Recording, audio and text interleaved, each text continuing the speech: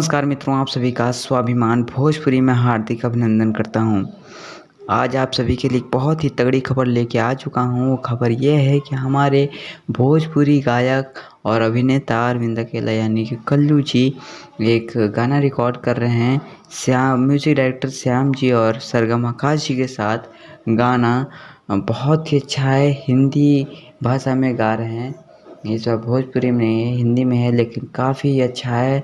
और सुनने के बाद कानों को रिलैक्स, एक गिटार की आवाज़ है, कोई डीजे की आवाज़ नहीं है। आप लोगों को सुनने के बाद ही बहुत ही रिलैक्स फील होने वाला गाना है, कानों को बहुत रिलैक्स फील होगा।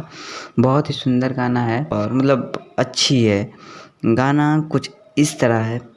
आओ सुनाऊं तुम्हें एक कहानी, एक था लड़का एक थी लड़की।